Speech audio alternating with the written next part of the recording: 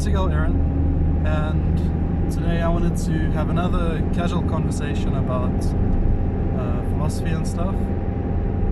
So, yeah, I was talking before about how there's this real battle to communicate solutions that I like to people, because the words that are commonly applicable and which I think are best defined in the context of being these actual solutions.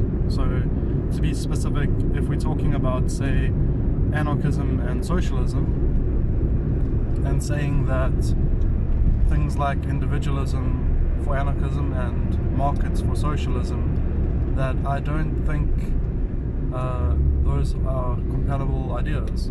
So I think that socialism should mean non-market, and I think anarchism should mean like anarcho-communist. So, but the difficulty in trying to communicate to people like we need a anarcho-communist anarchism and a non-market socialism is that there's always this resistance because people want to hold on to definitions that aren't, in my opinion, actually meeting the criteria. So like I was saying, the criteria for anarchism is how do we self-govern, and the criteria for socialism is how do we produce and distribute ethically and to meet social need. And so I don't think individualist anarchism achieves self-governance, and I don't think that market socialism achieves ethical production and distribution and the meeting of social needs. So now I am considering whether it might actually be worth making up new words again and having my own sort of labels or named ideology or whatever, even though it is literally just saying the same things other people have said. And even if you can say those things in words like that already are commonly used, just as a way to get people to let go of all those other preconceived ideas of what those things are. So instead of saying socialism, you could say like non-marketism, just for example. And then suddenly when you're trying to communicate that to people, then you are not going to have them saying, well, non-marketism is X because it hasn't existed before. But the downside to that is that now you are using words that people have no idea of where to basically even start with, you know. So people who do know socialism and anarchism, and even people who do agree with me that it needs to be, you know, community self-governing and non-market, they still, even those people aren't going to know what you're talking about until they're familiar with those new terms. So generally, it isn't actually the best strategy, I think, because what are the chances that you could get something popularized from scratch rather than just trying to consolidate the people that agree with the criteria that I do.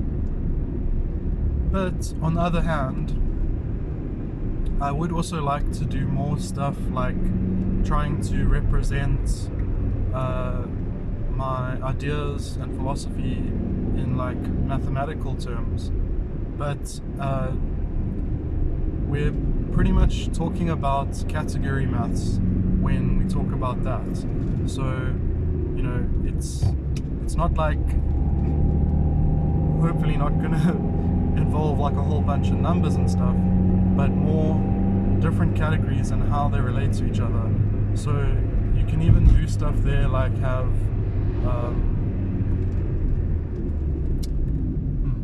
I'm wondering if there's going to be traffic if I go forward. But you can have stuff like when this increases, that decreases, or when this increases, that increases, or you can have those types of relationships between categories. But it's trying to describe sort of abstract mechanics and stuff like that. So it's quite interesting, and I have some ideas around that which I'm going to start developing, and maybe at some point I'll put it down into like a pamphlet or book form, and then because I think it doesn't hurt having those tools, even if it doesn't end up getting interest and people aren't able to really discuss things on that level. On a person by person basis, it's still useful. Like if I'm trying to communicate my ideas to someone and I run into that struggle with the different desires for what definition should be, I can say, okay, well, let's forget that for now and have a look at this, and then you'll see what I'm actually talking about. So it's still going to be useful to do, even if it doesn't end up being really popular.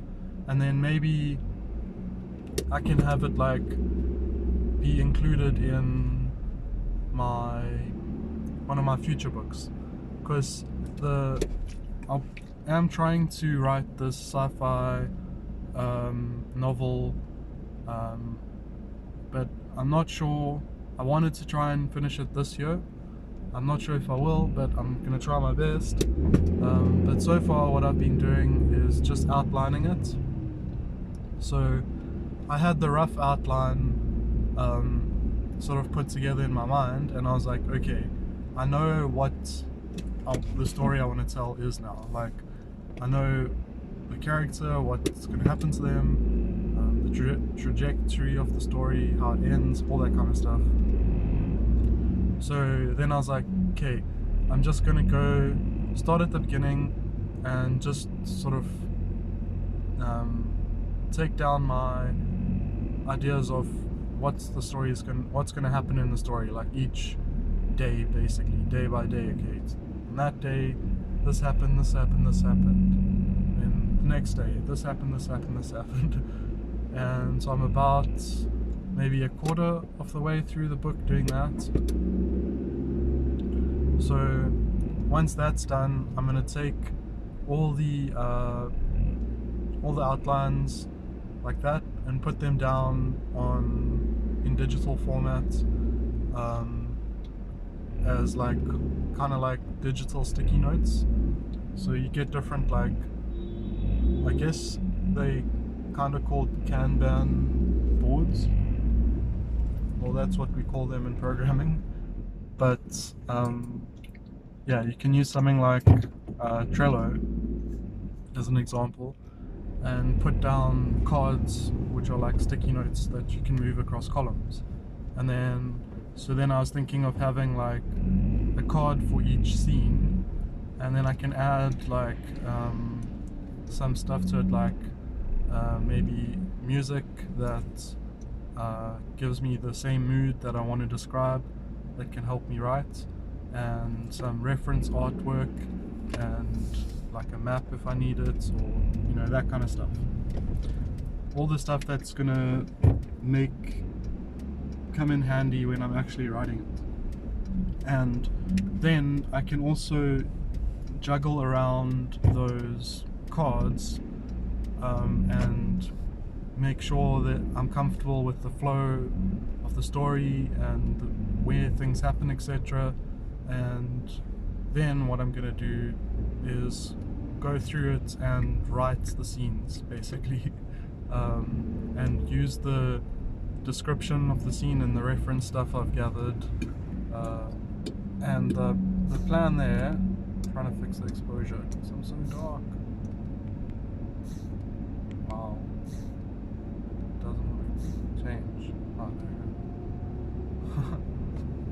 So yeah, so the reason I'm doing it this way is to try and optimize for how I find myself. Now the exposure is like really high. Yeah, how I find it easy or hard to write. So I've always sort of tried writing by just putting pen to paper and letting the story flow. But then what I found doing that is it works to a point, but I'll always end up getting to somewhere in the story where I'm like, what happens next? I don't actually know. I can't figure this out. And I don't actually know, like, okay, I know I want to get to there, but I don't know what happens in between here and there, that kind of thing. And when I head into that, I actually have to stop writing, because I can't just keep writing when I don't know what to write. And then that sort of breaks the flow. So I'm hoping that if I know exactly like where I'm going with each scene and stuff, that I'm not going to get as many of those blocks, and I'll be able to actually keep writing, which is going to help me stay motivated. Because when you get into a block like that and you have to stop writing, then it's frustrating and you feel like, you know, you're not making progress and stuff. You might have been like, I want to write X amount of words a day, and then you sit there for like days not writing anything because you're like, I don't know what to write. So this way I'm coming into those blocks already now while outlining it, and then so sometimes I have to take a break before I can keep outlining, because I'm like, wow, what do I want to do next? So yeah, that's where I'm at, and with the book there. And so I'm currently doing a break because my character just arrived on the moon, and I'm trying to populate my vision of what the moon base would be like a bit, and figure out how to progress the story to the next point, because there's a bit of an in-between gap between them arriving and them getting to the meat of the story, basically. That's actually not a great expression, come to think of it. Or maybe it is, depending on the way you think about meat. Or whether you're thinking about it as food or more of some other innuendo.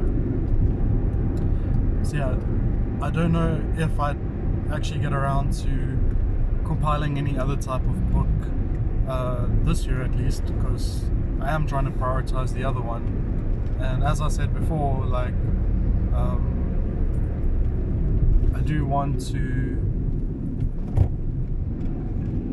have my book done so that I can get more interest in what I have to say and my ideas and stuff, because I think, you know, it's kind of like an accessibility or like an entry point type vibe, where like it's difficult to be interested in something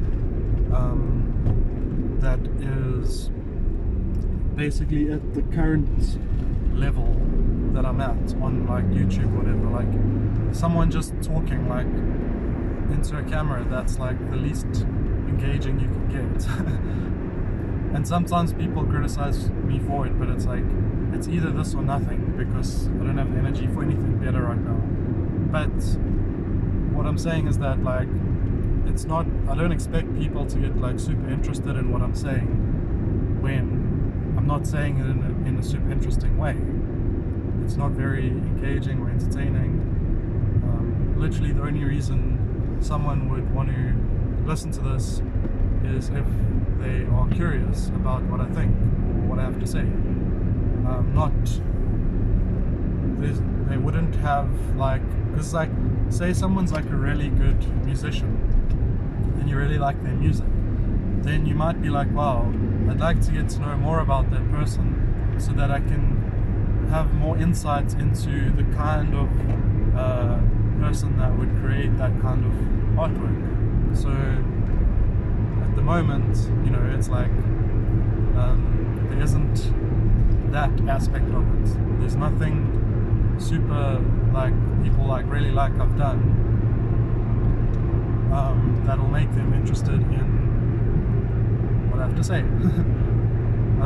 But hopefully there's some people who are interested in what I have to say, maybe like because they agree with some of the stuff I say, or they think that I have like a cool way of looking at things, or yeah, they just want to see where things go with me, I guess. But yeah, speaking of where things go, what I might be doing, or what I want to do and am doing, is I'm starting a commune, and I wanted to it's not like an open to the public type vibe. It's basically, what I'm thinking is, as I come across people who might need help with accommodation, specifically queer people, like I don't think I want to have any cis-hets staying near me, then I'll have extra room in my accommodation to help those people out, and then they can either stay for a little, or if we get along and they like it, then they could stay for a while and contribute to the life of the commune. So at the moment it's just me and my boyfriend, but yeah, we'll see where it goes. So I mean, we do have a bunch of cats. Well, we have 4 of our own, and then we're fostering 3. So if we find a home to adopt those 3 kittens, then we can foster more, because we can't really take in more right now. But what I wanted to do is to just, well, the first challenge was to actually get a place that I could use, because basically the way I see it is that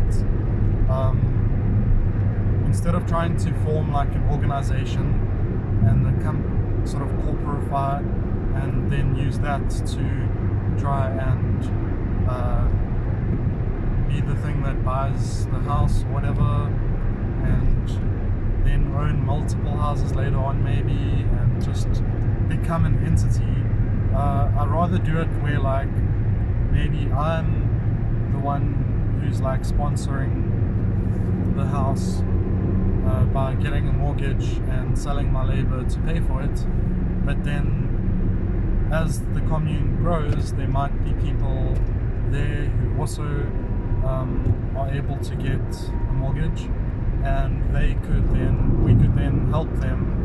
And so instead of it being like this one entity owning multiple properties, it would be like trying to get as many people in the commune to start their own communes, but like maybe like kind of nearby, so that like we can still like walk to each other and still be part of a bigger community.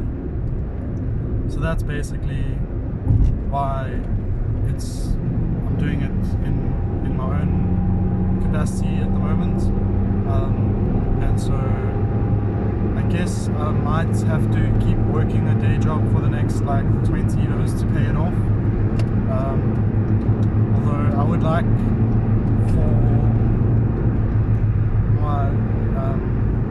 me to be able to like work on creative stuff full time and work on like socialist software and all that kind of stuff. That would be my dream. And that's why I would like to, for example, try and get my book out, because then if people are a fan of my book and they want me to write a sequel, well, I've kind of realized that I'm not going to be able to do the sequel justice and have a day job. So there isn't going to be a sequel unless you wait until I've like paid off the house and can try and survive without selling my labor. Or if I got like a bunch of supports on like Patreon or whatever, then I wouldn't have to sell my labor, and then I could start working on like a sequel and stuff.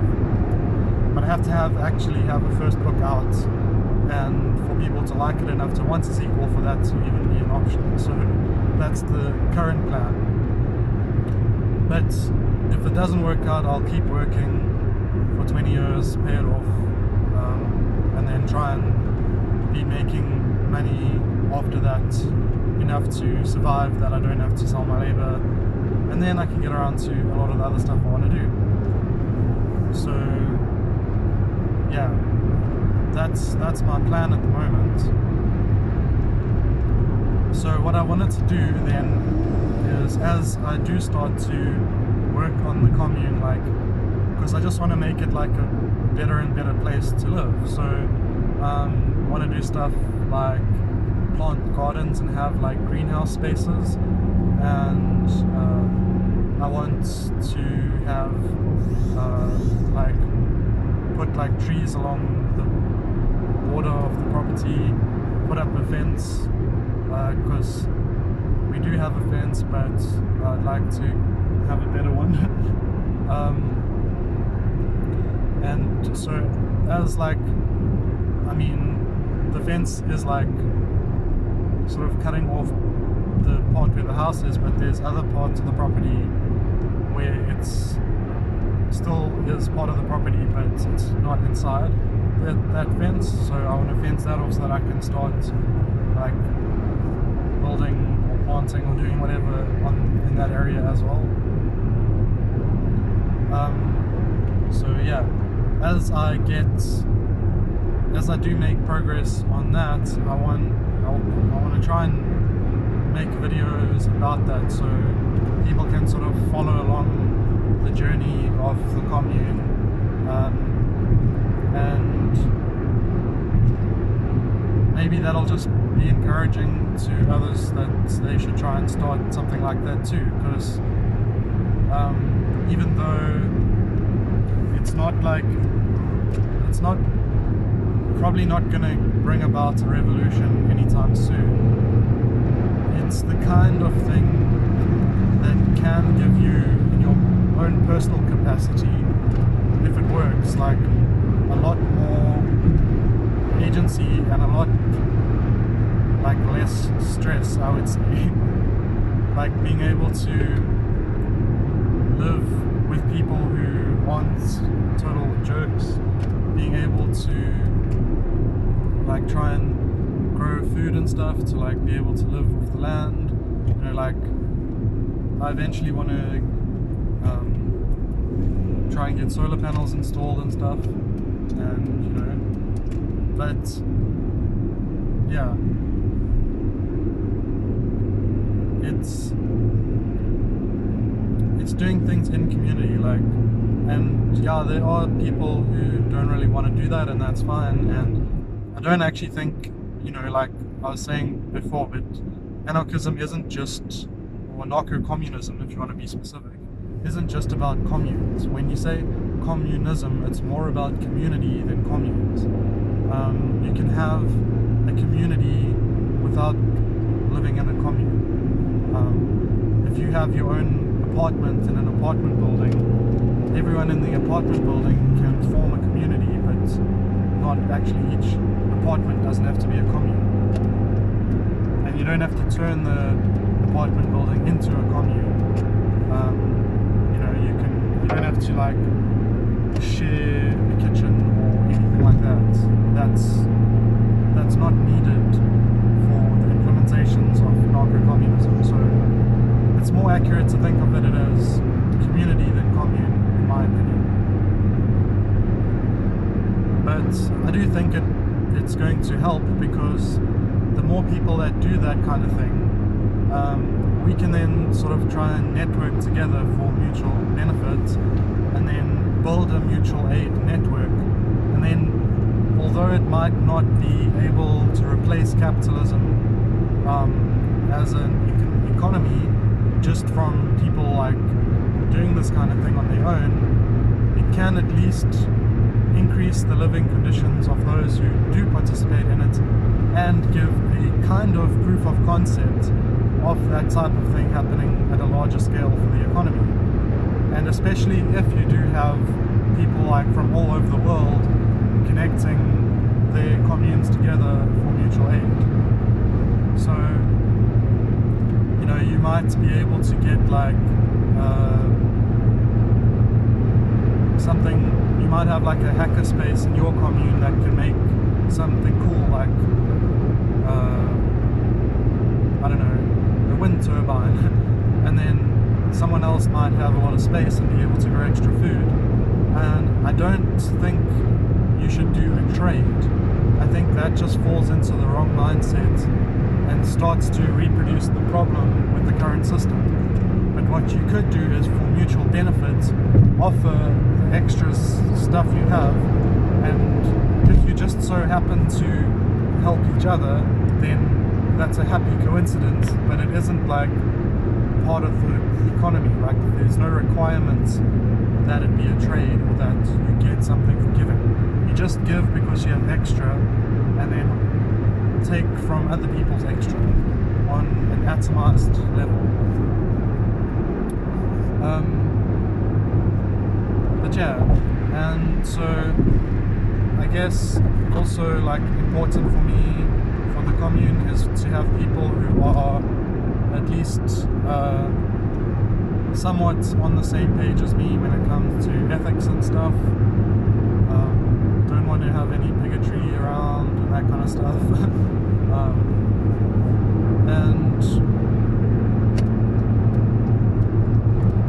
yeah, I'll see what happens, because it could get to a point, like it could grow enough where you could end up having stuff like your own like software development studio, your own like media production house, manufacturing plants. Like, you can get to that point through working together and stuff like that, and then, you know, really start putting out like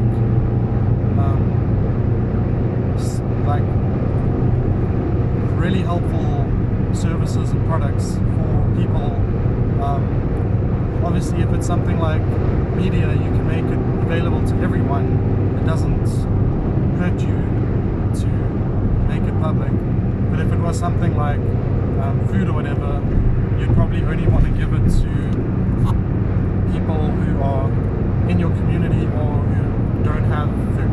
You wouldn't want people who can afford food that aren't helping your community to just come and use your food. So, but there's actually like, it's quite a lot of things to be careful of, I think, during a commune. So hopefully I can succeed, and if I do, then you know, I'll try to also formulate like my ideas on how to make it work and stuff, because they are sort of experimental, like there's no other way around it. But sometimes experiments work, you know. And so if a whole bunch of people try, then, and it doesn't, you don't get harmed from trying, you know. Like, I'm not saying you must, and well, that's one of the things, is like, don't go live like in the bush somewhere, like remote, and disconnect yourself from society. Like, if that's something someone wants to do, they're welcome to do it, but that isn't part of like anarchist or socialist strategy or activism or whatever. That's removing yourself from the equation, which is better than being part of the problem, I guess, but it's not really part of the solution. But if you stay connected, have a commune in like a big city, then, you know, people can still sell their labor and that kind of thing. And so you could, like, if you have like 10 friends who are all like have a job, like, you can pool your income, or even just a certain amount of your income, and have like quite a large amount of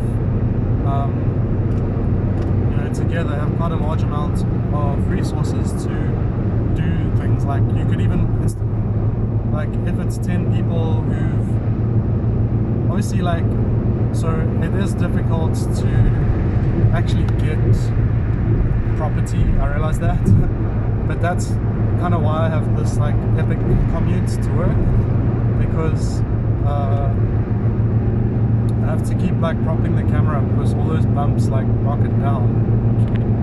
But yeah, like I had to go really far away from where I work to find somewhere that had both the space and the low price. But yeah, still close enough to sell my labor. And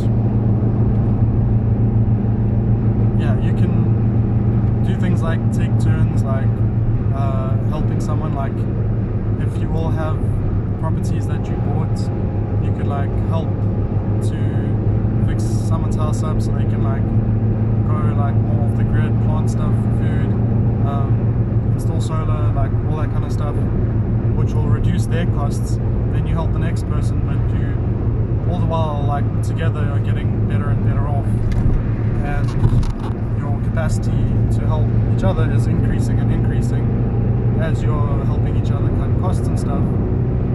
But yeah, I guess the biggest struggle is actually to get property. So for a lot of people maybe that isn't actually a possibility, but then I would say like maybe for you, you could try to find somebody who is able to afford a property and see if they want to do it, or if they do want to do it, then you know you can try and help them out. And because like even like just like helping with household chores and you know tending the garden and that kind of stuff, it's going to take a lot of pressure off someone who is working like a full-time job.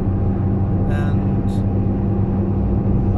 obviously like I'm not encouraging people to try and like become financially dependent on others, but like I guess if you're financially dependent on like your parents and then you're switching to being financially dependent on a friend, you know, that's not really here or there. Like the friend might be more a better living environment for you anyway, because some parents are pretty toxic. So yeah, just see how it goes. But like that's the plan. And yeah, wanted to share my thoughts on that. So if you see some videos about the commune, like now you know what's up. And yeah, I guess that's pretty much all I wanted to say for today. But I do have I started like a subreddit called Socialist Maths, where I'm trying to put down ideas I have about visualizations of my ideological thoughts and philosophy and stuff. So if you don't want to wait for me to get around to like writing a book, and you are curious in me trying to come up with like a mathematical theory to describe like politics and stuff, then you can go check out that subreddit, I guess. But it's not much on it right now. But that's basically the only way, I guess, I'm going to be putting stuff out for now on that when I get around to it. But yeah, that's pretty much it for today. Hopefully it was interesting, whatever. Hopefully the audio quality wasn't too bad, and I'll see you all around. Bye.